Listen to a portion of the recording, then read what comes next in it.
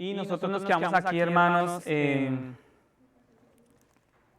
con el estudio seguimos en nuestro estudio de Marcos. Abran sus Biblias, hermanos, o enciendan sus Biblias en Marcos capítulo 8, versículo 27 al 30. Hoy nos corresponde estos versículos 27 al 30 y hoy vamos a conocer una de las confesiones, diría yo que más asombrosas, más impactantes que pueda tener toda la Biblia. Es la confesión de Pedro. Hoy vamos a ver el paso a paso del antes, durante y después de esa confesión de Pedro. Amén. Entonces, continuamos de nuevo con nuestro estudio en este Evangelio y esta es la gran confesión de Pedro acerca de quién es Jesús, ¿no? Y acá es cuando todo el mundo queda deslumbrado con las palabras de Pedro, ¿no? Un Pedro que conocemos, sabemos por capítulos y versículos atrás que era un poco, por decirlo así, no pensaba muy bien antes de hablar, ¿verdad? Tenía un temperamento quizás un poco fuerte, pero este Pedro en este momento da una confesión acerca de quién es Jesús y dice, tú eres el Cristo, tú eres el Cristo. Esto no es una confesión, una confesión limitada, ¿no? Estas palabras vamos a estudiarlas en esta hora que nos queda, hermanos, para que ustedes estén totalmente dispuestos y concentrados en lo que vamos a estudiar hoy, porque esta confesión tiene una connotación bastante profunda y fuerte. Como ustedes recuerdan, esta confesión se produce justo después de que Jesús abrió los ojos del ciego. Recuerdan que anteriormente estuvimos viendo sobre esta sanidad de este ciego, y esta confesión también viene después de que Jesús abrió los oídos del sordo. ¿Sí? También la estudiamos acá, nosotros aquí, ustedes y yo estuvimos el viernes, también tuvimos la oportunidad de platicar sobre y profundizar un poco más sobre estos milagros. Ambos milagros cumplen profecías acerca de las obras poderosas que el Salvador haría. Déjenme repetir otra vez esto. Ambos milagros cumplen profecías acerca de las obras poderosas que el Salvador haría. ¿Sí? Y que sigue haciendo en la actualidad, ¿no? Eso ocurrió hace más de 2000 años, pero hoy en día el Señor sigue abriendo oídos, el Señor sigue abriendo ojos, ¿verdad? Entonces, estos incidentes llevaron a los discípulos a alcanzar esta comprensión tan importante. O sea, todo lo que están viviendo con el Señor fue un conjunto de cosas para comprender la importancia acerca de la persona de su Salvador, al hombre al cual estaban siguiendo y tenían casi que todo el tiempo ahí con él. Entonces, así como los ojos del hombre ciego fueron abiertos por un milagro de Dios y su visión fue restaurada, los ojos espirituales de los discípulos también se abren milagrosamente. Y no solamente el de los discípulos, sino nuestros ojos espirituales. ¿Sí? Porque pienso que esa tarea que tú estás haciendo allí con el Espíritu Santo, yo sé que el Espíritu Santo a cada uno de nosotros, a medida que excavamos y excavamos en la palabra, a medida que más profundizamos en ella, sabemos que el Espíritu Santo a cada uno de nosotros nos confronta y nos lleva a entender que estos milagros espirituales, estos milagros físicos son un reflejo de milagros espirituales. Los ojos espirituales se abren. ¿Sí? Y es allí donde podemos ver. Se abren por el milagro de la revelación misericordiosa de Dios, por una obra exclusiva de la mano poderosa de Dios. No hay ningún mérito en ninguno de nosotros, ¿verdad? No hay ningún mérito. Entonces ya, con esto en mente, hermanos, yo no tengo listo, ustedes sí tienen listo ya ya no tengo listo. Bueno, Marcos 8, capítulo 8, versículo 27 al 30. ¿Sí? 27 al 30. Vamos a leer la palabra para ya entrar en contexto de lo que estamos hablando y de esta historia que sé que el Señor a cada uno de nosotros nos va a hablar. Dice, título que tengo acá, la confesión de Pedro, sé que ustedes allí también, y leemos la palabra de nuestro Dios. Dice, Jesús salió con sus discípulos a las aldeas de Cesarea de Filipo y en el camino preguntó a sus discípulos, ¿quién dicen los hombres que soy yo? Le respondieron unos, Juan el Bautista, y otros, Elías, pero otros, uno de los profetas. Él les preguntó de nuevo, pero ustedes, ¿quién dicen que soy yo? Tú eres el Cristo, le respondió Pedro. Y Jesús les advirtió severamente que no hablaran de él a nadie. Hasta ahí vamos. Amén. Termina con esta popular frase que ya la hemos estudiado en diversos domingos, ¿verdad? Y Jesús les advirtió severamente que no hablaran de él a nadie. Vamos a estudiar ya al finalizar hoy en nuestra tarde de hoy, vamos a finalizar, vamos a recordar por qué el Señor vuelve y les recomienda y hace esta advertencia de por qué no salir y divulgar esto. Amén, hermanos. Entonces, ya llevan con Jesús un poco más de 2 años. Sí, sabemos que llevan un poco más de 2 años interactuando con Él, aprendiendo de Él.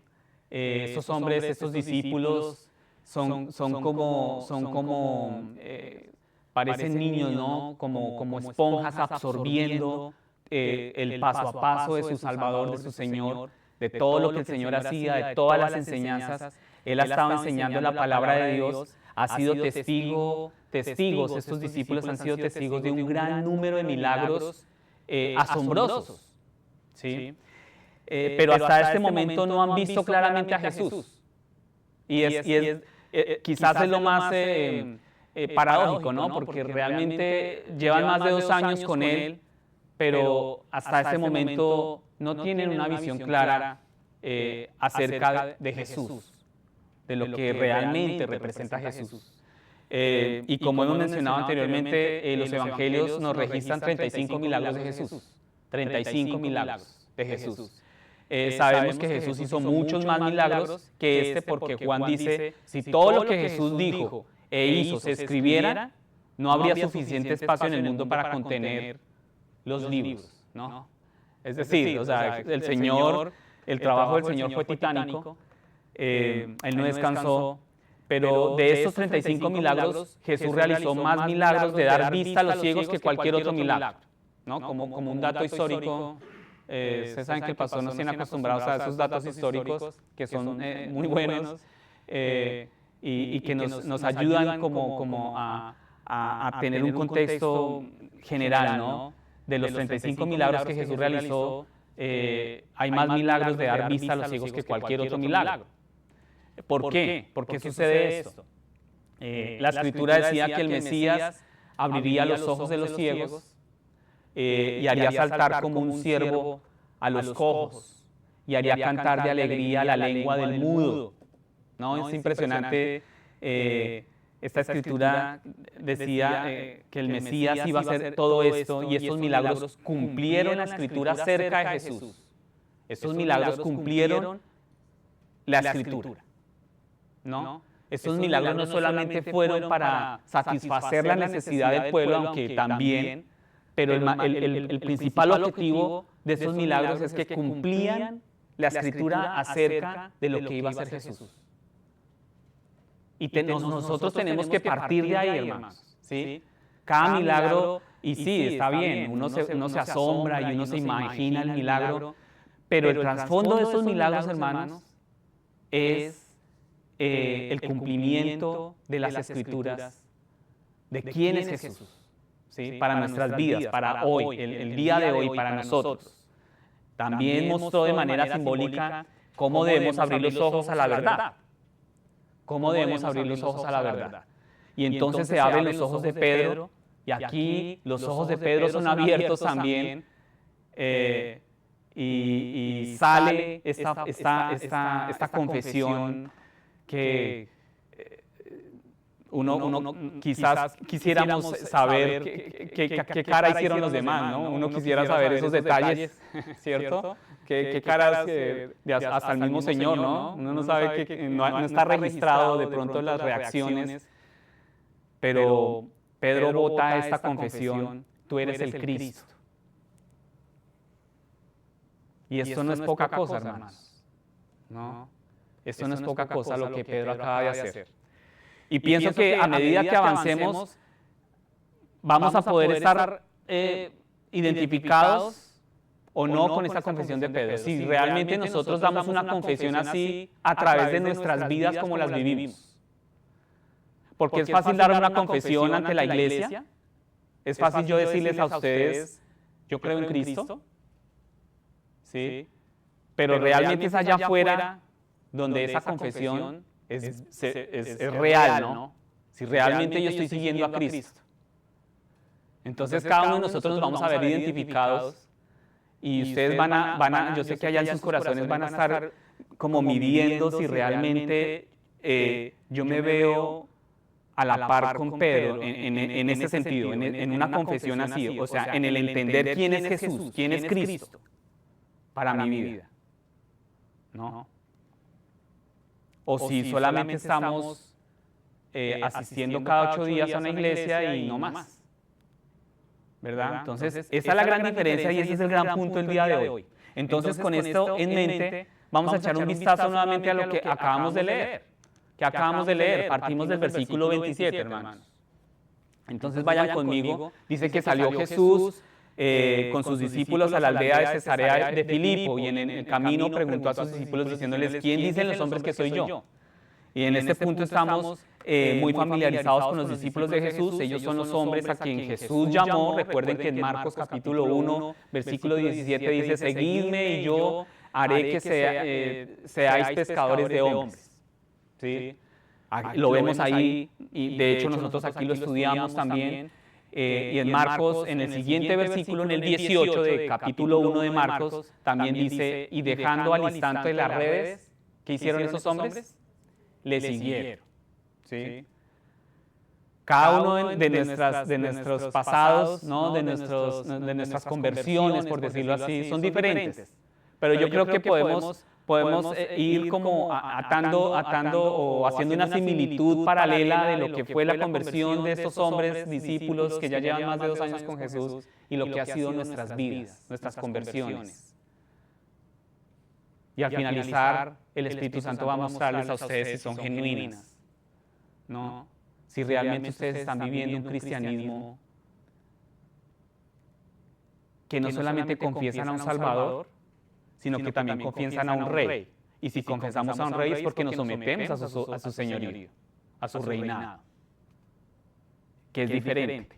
Entonces, ellos son los alumnos de Jesús. En Marcos capítulo 3 también nos dice que designó a 12 para que estuvieran con él y para enviarlos a predicar, ¿no? Eso también lo estudiamos acá. La meta de un discípulo es ser como su maestro. Esa es la meta de un discípulo. Estos hombres están siguiendo a Jesús el paso a paso. Estos han estado pasando tiempo con él, están aprendiendo de él, y donde quiera que Jesús va, están los discípulos. Están los discípulos. ¿Sí? Pero el significado, y lo más importante acá es la pregunta que Jesús hace a sus discípulos: ¿quién dice los hombres que soy yo? ¿Quién dice los hombres que soy yo?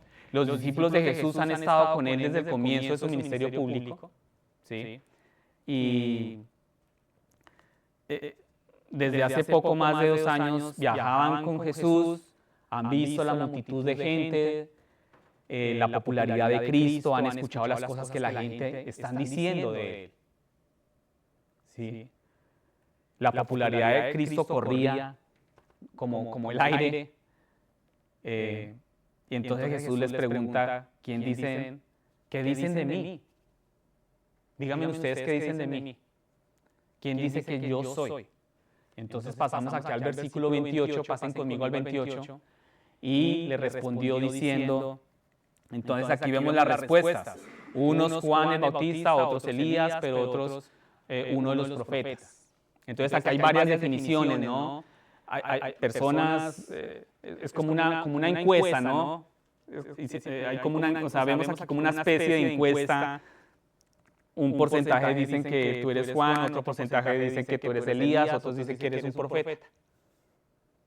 ¿Sí?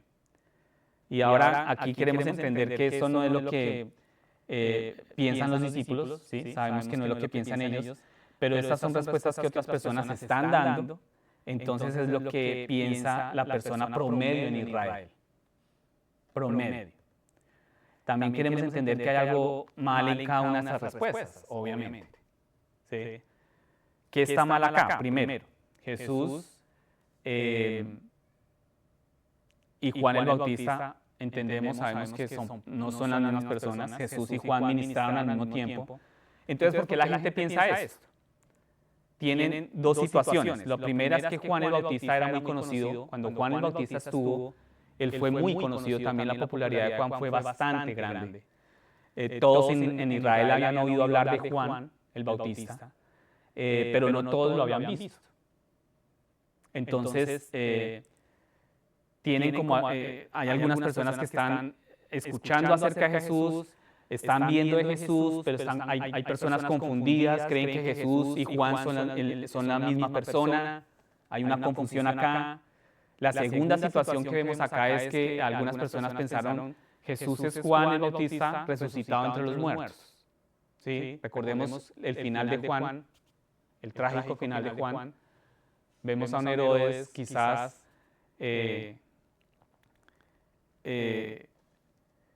celebrando la muerte, ¿no?, de Juan, creyendo que había tenido la victoria, pero sabemos quién no obtuvo realmente la victoria, ¿no? Juan murió y la gente pensó, quizás resucitó entre los muertos, y si ustedes recuerdan, Juan el Bautista fue decapitado, ¿no?, por Herodes Antipas algún tiempo antes de esto.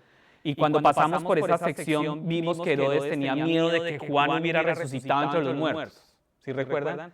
Herodes tenía ese miedo, ¿no? Y Herodes tenía miedo porque la mayoría de los judíos pensaban que la resurrección significaba que Dios ha vindicado a esta persona y la ha devuelto a la vida para traer juicio a Dios sobre los malhechores. Entonces imaginémonos cómo estaba Herodes, ¿no? Porque pues él fue el que dio la orden de decapitarlo. Entonces en su momento él estaba muerto de susto, creyendo que Juan había venido por él, ¿no?, a emitir un juicio. Ahora bien, Juan el Bautista nunca resucitó entre los muertos, obviamente. Sin embargo, este rumor estaba circulando en la sociedad, estaba circulando, y al parecer algunas personas creyeron que era cierto, que Juan había resucitado. ¿Sí? El segundo punto que vemos aquí es por qué la gente piensa que Jesús es Elías. ¿Sí? Juan el Bautista, luego otros dicen que es Elías. Ustedes recuerdan que Elías, él nunca murió. ¿Sí recuerdan lo que le pasó a Elías? Elías fue el profeta llevado al cielo en un carro de fuego. Y eso ocurrió casi 900 años antes de Cristo. Imagínense, 900 años. Pero el último profeta que escribió dijo, he aquí yo os envío al profeta Elías antes que venga el día del Señor, día grande y terrible. Eso está en Malaquías 4:5. Entonces se entiende que Elías vendría antes del Mesías y del día del Señor. Y algunas personas pensaban que Jesús era Elías. ¿Sí? Entonces podemos notar ahí la confusión entre la sociedad, pero Jesús, obviamente, entendemos, sabemos que no es Elías. Los propios discípulos de Jesús más tarde harían esta pregunta: ¿por qué dicen los escribas que Elías debe venir primero? Más adelante, en Marcos 9, vamos a ver, más adelante vamos a ver en el versículo 11 que los discípulos preguntan más adelante, ¿por qué dicen los escribas que Elías debe venir primero? Jesús responde diciendo, es cierto que Elías, al venir primero, digamos, la persona de la que habla Jesús es Juan el Bautista. Como sabemos, Juan cumplió el papel de Elías. ¿Sí? Juan preparó el camino para Cristo y Juan señaló a la gente hacia Cristo, la dirigió hacia Cristo y preparó el camino de Cristo. Entonces, algunos decían entonces, otros decían, uno es uno de los profetas. Jesús es uno de los profetas. Esta visión supone que Jesús es solo uno de los muchos profetas en la historia, ¿sí?, de Israel. Además, se necesita una visión de Jesús inferior a la de cualquiera de las otras respuestas. ¿No es Jesús un profeta? Sí, Jesús es un profeta, sí, está cumpliendo el papel del profeta, pero Jesús es mucho más que un profeta. Es mucho más que profeta. Jesús es el Hijo de Dios, Él es la segunda persona de la Trinidad, Él es la palabra encarnada de Dios. ¿Sí? Un profeta genuino habla la palabra que Dios le da, pero cualquier profeta sigue siendo solo un hombre. ¿Cierto? ¿Es así o no? Es decir, o sea, el profeta que sigue siendo un profeta genuino, ¿no? Habla sobre la palabra de Dios, pero cualquier profeta sigue siendo un hombre finalmente. Entonces acá Jesús, vemos, pero Jesús que es Dios hecho carne, no hay en Él 100% Dios, 100% hombre, ¿verdad? Y algunos de nosotros notaremos el uso de la frase yo soy y reconoceremos que este es el nombre personal de Dios, el yo soy. ¿Se han escuchado, se han visto el yo soy? Bueno, este es el nombre con el que el Señor se reveló a Moisés en la zarza ardiente. ¿No? Y es que indudablemente, hermanos, para conocer más de Cristo tenemos que recorrer mucho y tenemos que profundizar bastante en el Antiguo Testamento. Porque uno creería y uno pensaría que solamente es en el Nuevo Testamento, ¿no? Que está Cristo. Pero es que este es el nombre con el que el Señor se reveló a Moisés en la zarza ardiente. Jehová, yo soy el que soy. Y en esos versículos Jesús no está usando el nombre personal de Dios. O sea, Él no está usando el pronombre personal yo, como en conjugación con soy, ¿no? Parece así cuando lo traemos a nuestro idioma. Pero aún así debemos reconocer quién es realmente Jesús. Él es el gran yo soy. El gran yo soy. Y no es otro que Dios mismo el que hace esta pregunta. Y ahora nuestro Señor hace la pregunta personal.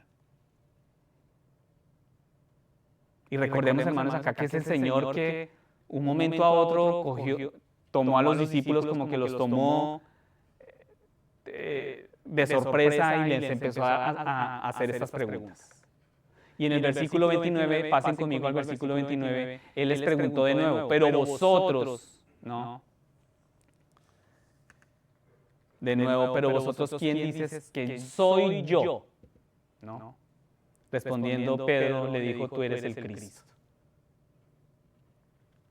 Entonces aquí queremos destacar el uso enfático del pronombre personal, vosotros. Pensad por vosotros mismos, dice Jesús, responded vosotros mismos. Y pienso que es una pregunta, aquí el Señor le está diciendo, ya no quién dice los demás, sino vosotros. Y es válido para nosotros acá, ¿no?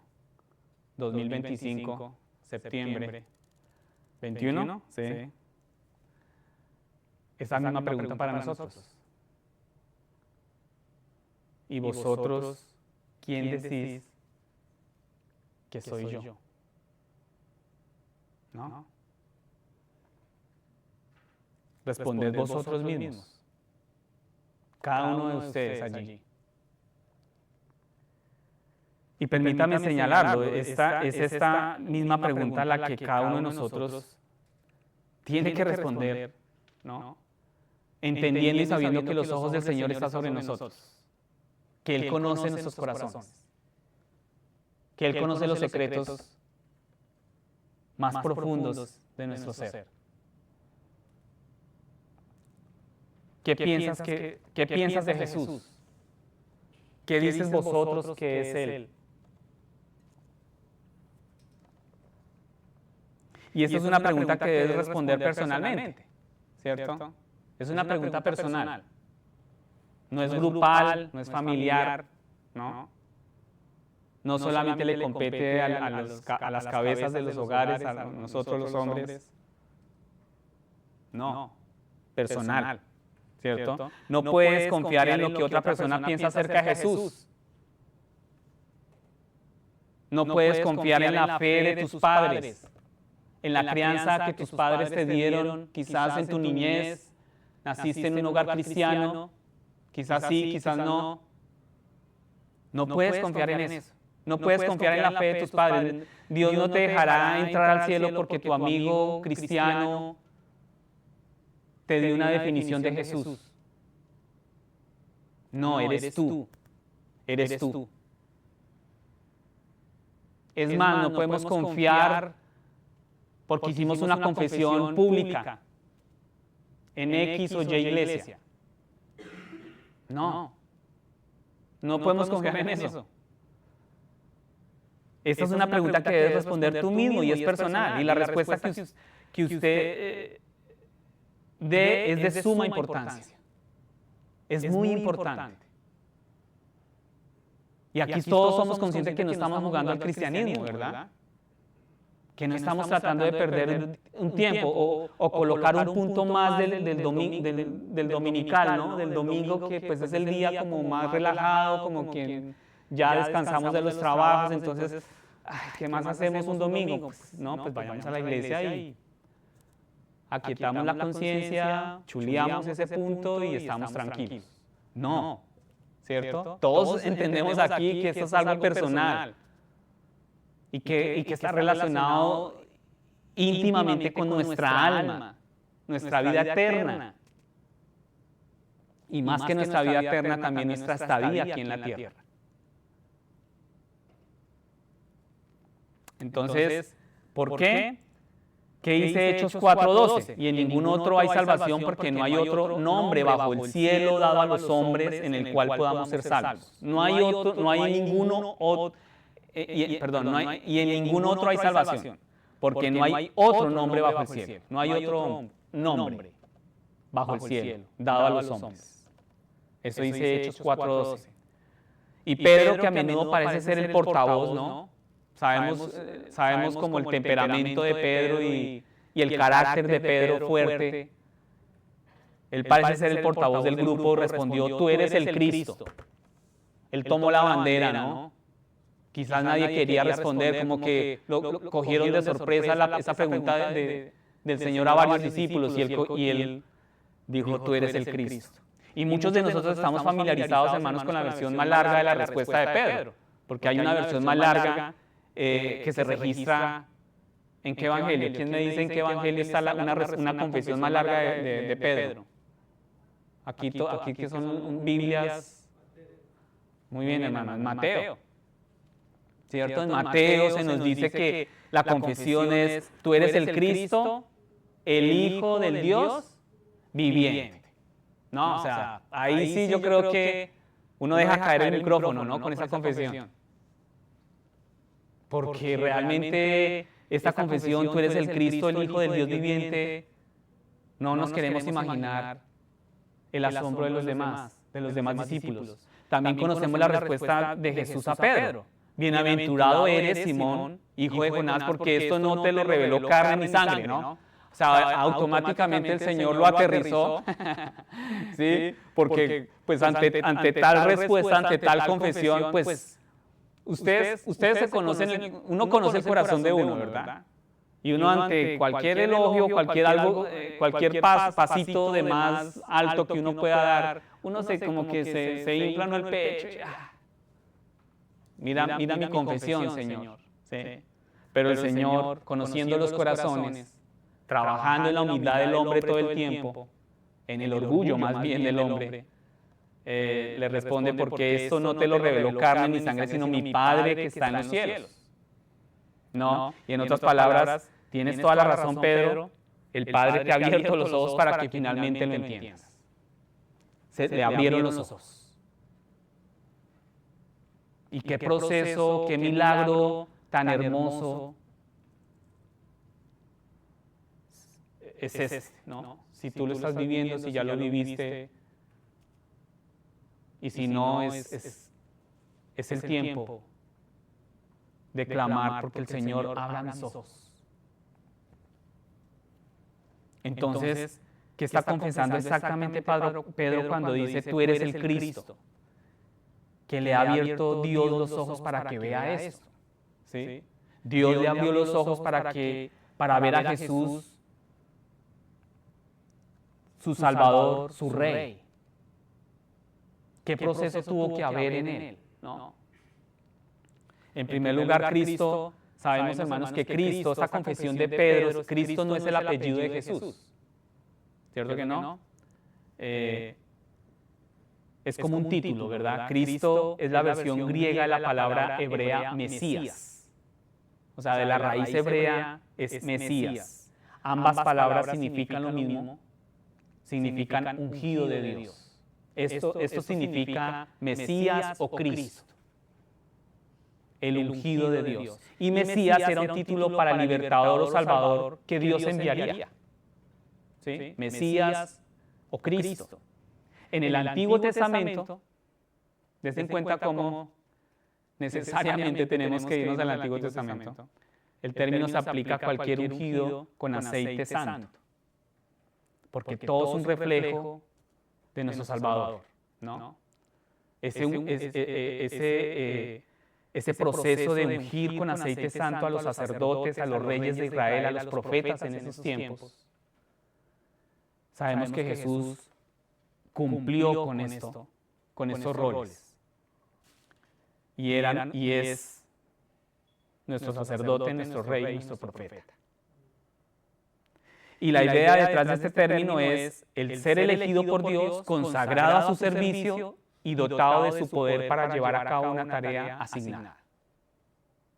Todo esto encierra, uno muchas veces lee, ¿cuántas veces puede leer y puede confesar Cristo? No, yo creo en Cristo, pero aquí podemos entender, hermanos, el universo, ¿no? Que encierra, ¿no? este título de Mesías o Cristo. Y dotado de su poder, dice aquí, dotado de su poder para llevar a cabo una tarea asignada. ¿Sabemos cuál es esa tarea asignada? ¿Sí?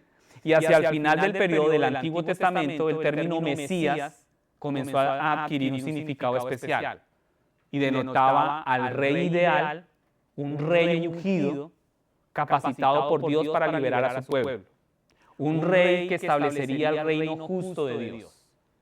O sea, al finalizar ya del Antiguo Testamento, este término Mesías fue bastante fuerte. Pero uno muchas veces lo lee y uno ni entiende, ¿verdad? Y cuánta necesidad hay hoy en el cristianismo de estudiar su palabra, ¿no? de profundizar más en su palabra. Miren lo que representa Mesías. Comenzó a adquirir esto, un rey ideal, un rey ungido capacitado para liberar su pueblo. El Mesías estaba muy estrechamente asociado con el hijo de David. ¿Se han escuchado este término, hijo de David? Y las promesas del Antiguo Testamento eran claras. En el Antiguo Testamento, 2 Samuel 7:12, vamos a repasar rápidamente, si lo quieren anotarlo y después ustedes lo leen. 2 de Samuel 7:12 dice, el Señor le dijo al rey David, levantaré a tu descendiente después de ti, el cual saldrá de tus entrañas y estableceré su reino. Es que, hermanos, desde Génesis estamos viendo la luz de Cristo. Isaías 9:6, un niño nos ha nacido, un hijo nos ha sido dado y la soberanía reposará sobre sus hombros. Isaías 9:7, sobre el trono de David y sobre su reino, para afianzarlo y sostenerlo con el derecho y la justicia desde entonces y para siempre. Entonces vemos, hermanos, que cuando Pedro confiesa, tú eres el Mesías, no es poca cosa. Pedro está diciendo, tú eres el Salvador prometido. Ya sí pueden hacer ese enlace de lo que representaba este término Mesías o Cristo y lo que estaba confesando Pedro, no era poca cosa, hermanos. Entonces Pedro está diciendo, tú eres el Salvador, el Rey prometido. Y queremos entender esto por nosotros mismos porque cuando profesamos a Cristo, a veces decimos, Jesús es mi Salvador. Y es muy fácil aquí, nosotros hemos dicho, no, Jesús es mi Salvador, pero a veces olvidamos que Él también es mi Rey. Pero mire lo que significa en las raíces hebreas Mesías. No solamente Salvador, sino que también es Rey. ¿No? y el cristianismo de hoy en día solamente se apoya en el Salvador, pero no quiere someterse a su reinado. No quiere renunciar. No quiere postrarse. Pero a veces olvidamos que también Él es el Rey. Y cuando Jesús regrese, gobernará las naciones con vara de hierro. ¿Eso dónde está? Apocalipsis 2:27. Él es Salvador, pero también Él es Rey. Y en su manto y en su muslo estarán escrito el nombre Rey de Reyes y Señor de Señores. En su manto y en su muslo. Apocalipsis 19:16. Todos estos textos, hermanos, si ustedes quieren, anótenlos y ya con tiempito y en su casa pueden meditar en ellos. Un día, el nombre de Jesús, que al nombre de Jesús se doble toda rodilla, Filipenses 2:10. ¿Se doblará toda rodilla ante el nombre de Jesús hoy? Esa es una buena pregunta para nosotros. ¿Tú estás dispuesto a doblar tu rodilla ante Jesús, entendiendo que Él es Salvador y Rey, que Él es un Mesías? ¿Estás sometido a Él? ¿Le obedeces? Hermanos, comunidad de los Outer Banks, ustedes se someten a Él, le obedecen a Él, sus rodillas se doblan ante el Rey y Salvador. Y en esta sección aprendemos tres cosas acerca de nuestra confesión de Cristo. Cuando nosotros, yo sé que el Espíritu Santo va a colocar en sus corazones, en su mente, el momento en que ustedes confesaron a Cristo, ¿verdad? Y sus vidas empezaron a cambiar. Pero vamos a tener tres puntos de nuestra confesión de Cristo. Primer punto es que nuestra confesión a Cristo debe ser una confesión verdadera. Debes identificar correctamente a Jesús por quien Él realmente es. Esto no quiere decir que usted entenderá todo acerca de Jesús antes de poder hacer una verdadera confesión. No. Y la semana pasada hablamos sobre cómo crecemos en nuestra comprensión de las Escrituras y de Cristo a lo largo del tiempo. Pero una confesión genuina de Cristo será una verdadera confesión de su identidad. Hoy hay mucho cristiano por ahí suelto, como dice como el título de una película, por ahí suelto, ¿verdad? Sueltos, cristianos sueltos que se la pasan confesando que son cristianos, que siguen a Cristo. Pero estamos entendiendo aquí la connotación de lo que representa esa palabra, ¿no? Cristo, el Mesías.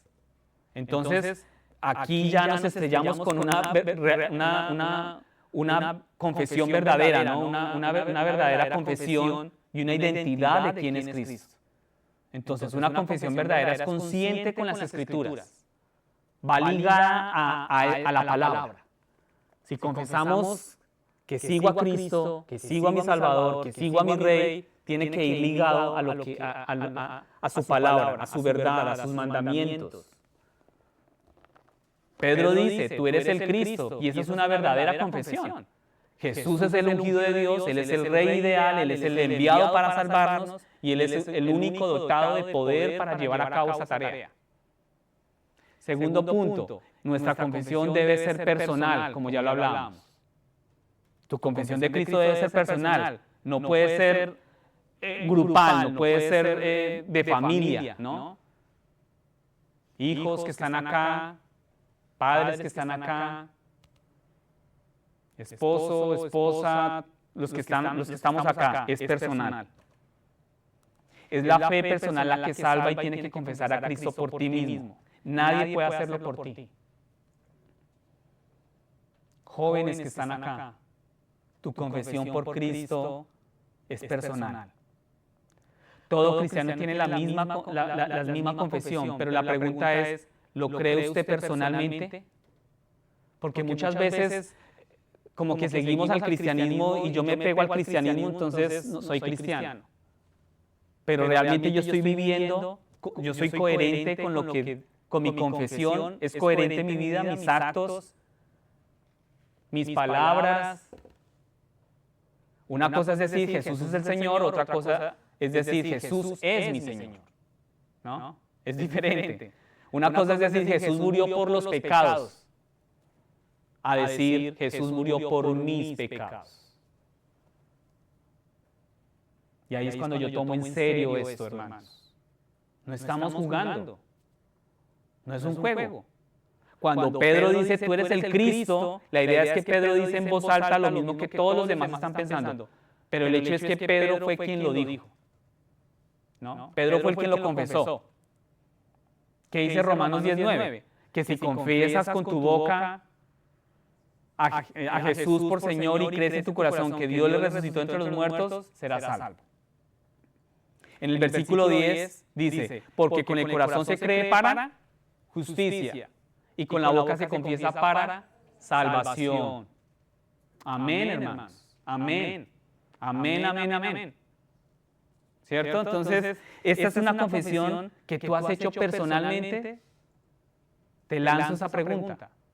Es una confesión, es una vida, más que una confesión, es una vida que tú lo has hecho personal, coherentemente con sus mandamientos, con su palabra. Y la tercera confesión debe ser sin confusión, porque vemos aquí que, notarás aquí que los discípulos no están confundidos en lo más mínimo acerca de Jesús, pero no creen que Jesús ellos no creen que Jesús es Juan el Bautista, no creen que Él es Elías, no creen que Jesús sea nadie más que Él, Jesús. Pero también tú notas que Jesús se aseguró de aclarar esas ideas erróneas antes de que Pedro hiciera esta confesión. Y simplemente no puedes ejercer la fe salvadora en un Dios a quien no conoces. ¿Y cómo conocemos a Dios?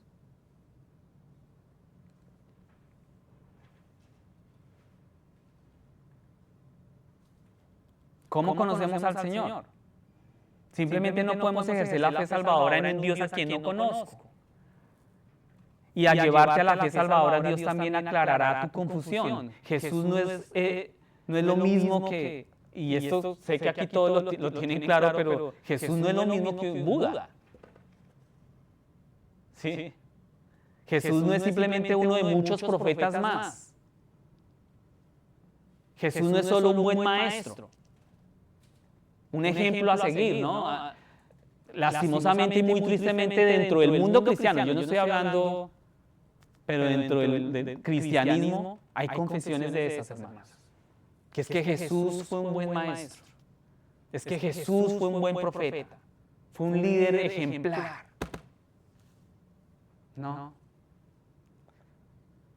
No es solo un buen hombre o un buen ejemplo moral, hermanos. Juan 14:6 dice, yo soy el camino, la verdad y la vida. Nadie viene al Padre sino por mí. Imagínense en esas palabras. Yo soy el camino, la verdad y la vida, el único camino. Cuando Pedro confesó a Cristo, Pedro sabía que Jesús de Nazaret era ese hombre. Amén. Versículo 30, pasemos al 30, pasen conmigo al 30. Notamos aquí inmediatamente después de esto que Jesús da un mandato estricto. Jesús le advierte, como decíamos al comienzo, esta advertencia de Cristo ya la habíamos visto anteriormente en muchos milagros, si recuerdan. No se lo digas a nadie, ¿sí? Sal de aquí, ve, no peques más, no se lo digas a nadie. Después de una confesión que hemos estado esperando 8 capítulos para escucharla, esta confesión, esta gran confesión de Pedro, porque Jesús les diría inmediatamente que mantuvieran pues, su boca cerrada. Y sabemos que cuando uno aprende algo por primera vez, que no siempre es el mejor momento para ir y compartirlo. Muchas personas se encuentran con nueva información y lo primero que quieren es ir compartirlo y contarlo, ¿cierto? Y el pastor comentaba que hacía unos cientos de años había un anciano sabio en la iglesia que dijo, lo que necesitamos en las iglesias hoy son más embalses y menos canales. Lo que se necesita más en las iglesias aquí son más embalses y menos canales. ¿Qué es un canal? Un canal es poco profundo y por él pasa todo lo que se introduce en él y el agua a menudo se vuelve sucia y contaminada. Un embalse, sin embargo, es profundo y el agua es pura. Lo que sale se desborda desde lo más profundo de su interior. Y esta es tal vez una buena lección para nosotros el día de hoy. Desafortunadamente, en ese momento de la historia de Israel, muchas de las ideas populares sobre el Mesías eran de naturaleza política y nacionalista. O sea, eran personas que simplemente eran canales, ¿no?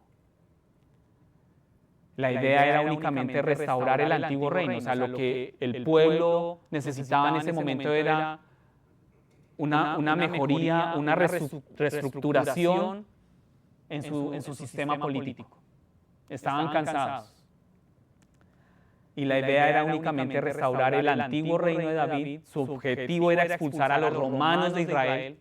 Había una lucha constante allí y querían restaurar la antigua prosperidad y grandeza de Israel. Eso era lo que buscaban. Y podemos pensar que en algunas razones por las cuales Jesús diría no se lo digan a nadie, Jesús no quiere ser identificado con agendas políticas, quizás podemos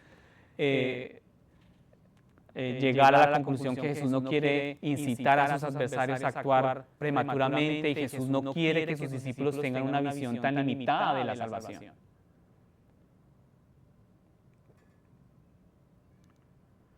Pero enseguida de esto, la siguiente sección, Jesús les hablará a sus discípulos acerca de la cruz. Eso lo vamos a estudiar el próximo domingo. Jesús habla a sus discípulos acerca de la cruz, luego Jesús explica inmediatamente lo que significa su muerte, su resurrección. Jesús ya está a puertas, aquí ya era el comienzo del fin, ¿no? Para él. De un final que no termina, ¿no? Por supuesto, que terminaba allí. Y en el versículo 34 vemos que se dice, si alguno quiere venir en pos de mí, niéguese a sí mismo y tome su cruz y sígame. Y qué fuerte para nosotros, hermano, es negarnos a nosotros mismos y tomar esa cruz. ¿Cuánto le cuesta hoy al cristianismo de hoy en día, no? ¿Cuánto nos cuesta a nosotros tomar la cruz, abrazar la cruz? No queremos llevar esa cruz. Queremos vidas cómodas, ¿cierto? Sin dolor. Queremos estar anestesiados todo el tiempo, ¿sí? Ante las dificultades de la vida, ante lo que el Señor coloca en nuestros caminos, nos vamos por otro lado, ¿sí? Pero Él dice, si alguien quiere venir en pos de mí, niéguese a sí mismo y tome su cruz y sígame. ¿No? Y analizamos vamos a analizar más de esto la semana que viene.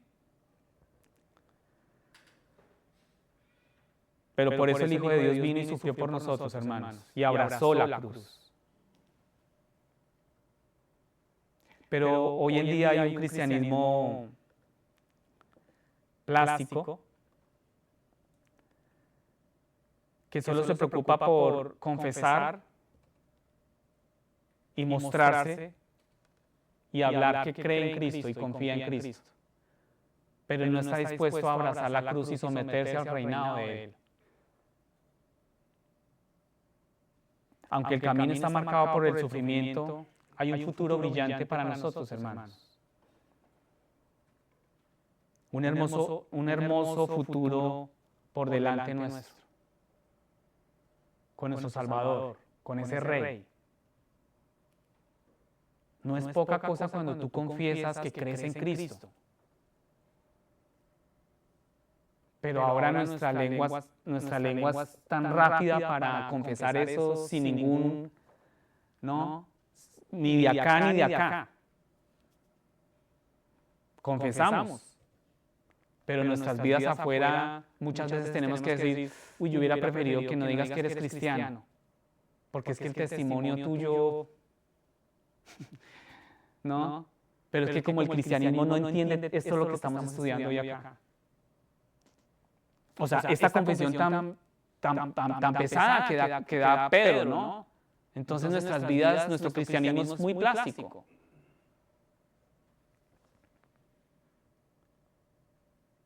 Pero si tú has hecho esa confesión por ti mismo, que Jesús es el Cristo,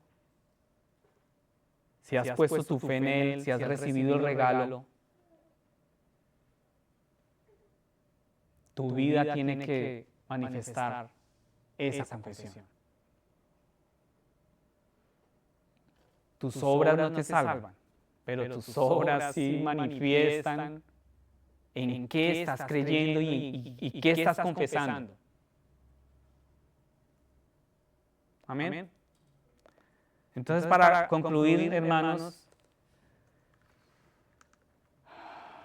me gustaría hacer dos invitaciones, como es de costumbre.